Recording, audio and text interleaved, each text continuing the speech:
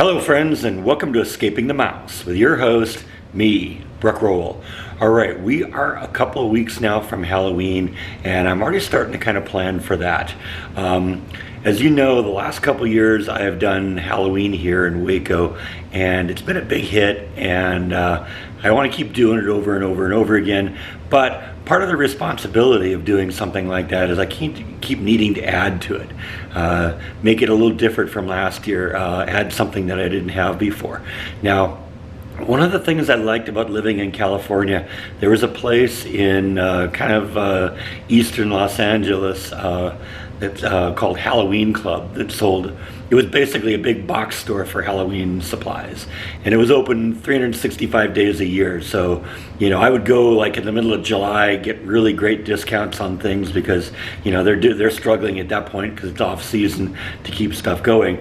So a lot of the stuff I got at that place, and I got some really, really cool things there.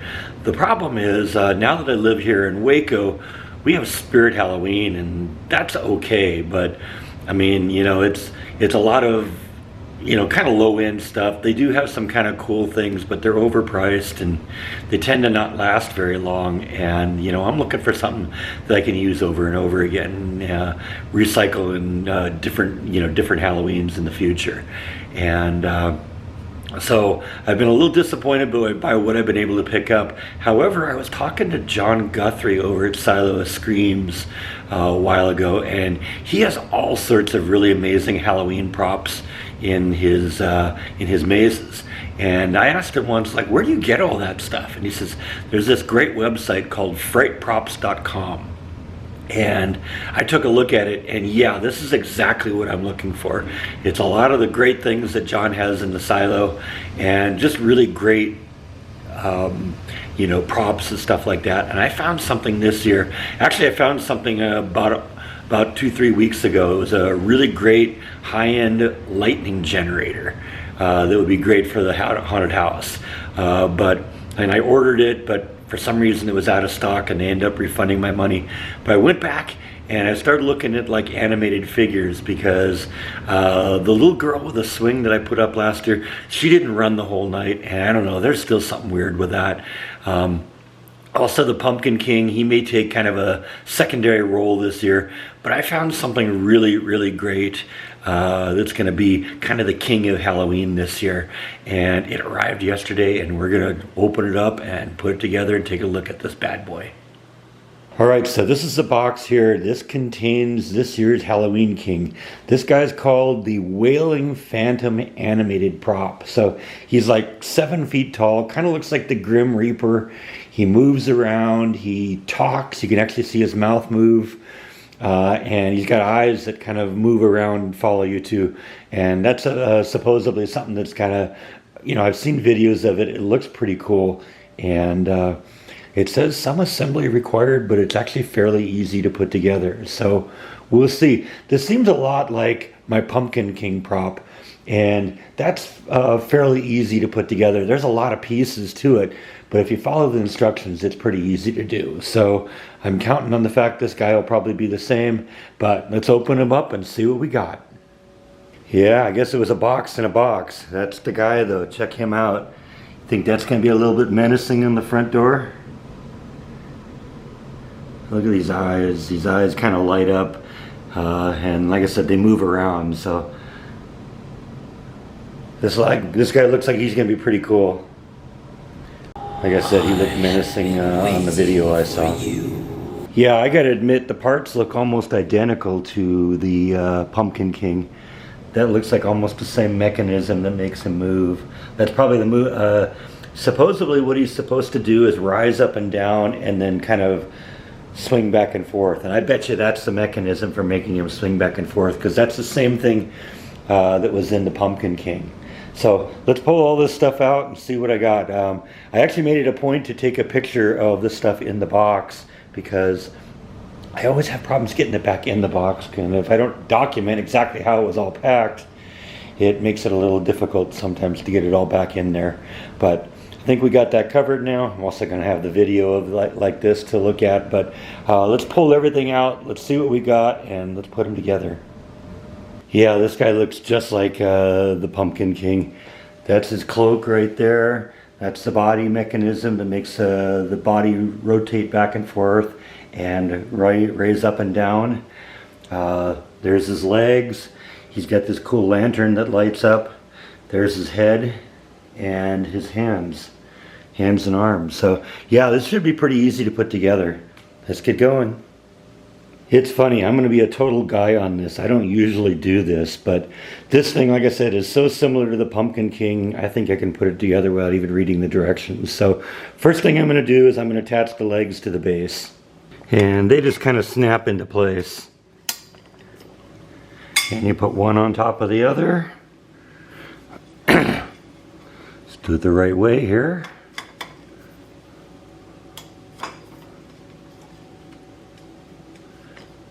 Okay, that's that one. I'm going to repeat the same process on the other side. Alright, so we got the two legs attached. Next thing to do is attach the main torso, and it just basically goes on the top of these poles, and basically it locks onto the pole the same way the poles lock to each other. So I'll get that on, show you what it looks like. And yep, that's on. That, just like I said, it just snaps on there with these little spring-loaded things, and it has all the. This is the brains of the entire operation there. It's the computer that controls everything.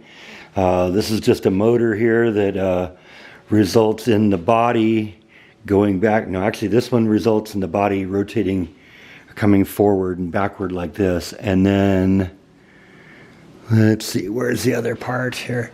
The other part must be up here, because he's supposed to like swing back and forth and kind of lean down and lean back and all that. I don't know. We'll have to see when it all gets together. I might actually have to peek at the directions a little bit, because there's one part that I'm not entirely sure how it works yet. But like I said, we can attach the arms now, because the arms will go here, the head will go here. So we can make this thing start looking pretty ominous already. Alright, I got this guy together, and it turns out one of the questions I had was, how does this lantern thing work? Because I couldn't quite figure out how the thing held on to it. And then I started wondering, why is it that one of the arms has the hand permanently attached with screws, and the other one came in a bag? And all of a sudden I realized, because the hand is holding on to the lantern. And so that's why I wasn't seeing all that. So yeah, see, this is the thing. He moves it around, the lantern lights up, and he's supposed to look kind of creepy. He's actually, I think, pretty much assembled to the point where I could probably plug him in and turn it on. One of the nice things is all the electrical connections are color coded, so it's just easier, just match the colors up, plug everything in, and you're good to go. So I'm going to do that. We're going to test this guy out, give him his first run here, and let's see what happens. Okay, I got them all wired up. I'll route the cables a little bit, because this cable, for instance, it's powering the lantern on the arm. It'll run up the arm and over this way and come back down. But see, I think they give you enough slack so you can do things like that. So I think this guy's ready to be plugged in. Now, it's one of the interesting things I discovered when I opened up the box is this guy's actually designed to work under a variety of different power configurations. It's got this really cool little switching power supply, and then you can just plug one of these adapters in here, and you can plug it in basically anywhere in the world. It works 120 or 240, and I guess the power supply just figures out what the input is and switches accordingly. So I thought that was kind of a cool little feature, but I also thought it was interesting that while it gives you all the options to run in foreign countries, it specifically says on the web page that they won't sell this thing outside of the United States. So I don't know, maybe he's a little too intense for the rest of the world. What do you think?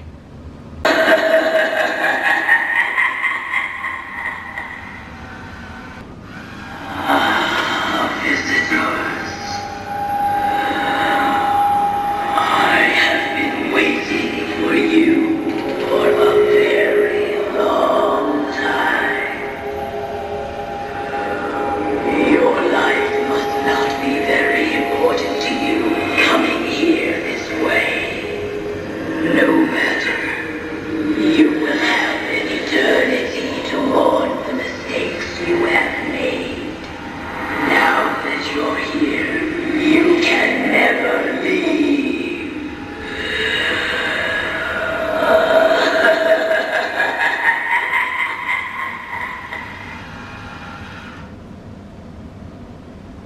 So yeah, that's kind of creepy. Even without the clothes on, it's kind of creepy. Has kind of a Terminator feel to it. But yeah, this thing's got great animation. This thing's operating right now off of the motion sensor. That's this thing right here. And I've always had problems with the motion sensors because they never seem to be able to see anything in the dark. But rather than being a motion sensor, I think this is an infrared detector. So it should be able to detect anything that's in, that's moving, that's warm. So hopefully we'll see. So let's put some clothes on our friend. And there he is, completely put together. Now I gotta admit, the thing that gave me the most trouble with this guy is getting the clothes on, because it's kind of hard to figure out how that all goes together, because there's kind of this outer garment here and then all this netting on the end that's supposed to make it look creepy, and it just wasn't really clear how it all went together. Ultimately, I ended up laying it out on the ground and figuring, okay, well, that's the bottom, and then just kind of stuck my arm up inside of it and was able to ultimately trace my arm right here into the neck, because apparently it's got a really, really long neck because of the fact that it kind of moves around a little bit. It's got to give itself a little bit of play in there. So he looks pretty cool. I think he's going to scare some of the kids when we come, which is what we like. One of the things I noticed is he doesn't really make eye contact that much, but I got to remember I'm not the target here. The kids are the target, and they're going to be looking at him like this. So yeah, I think this guy's going to give some kids some nightmares. So that's what we're going for. So there he is.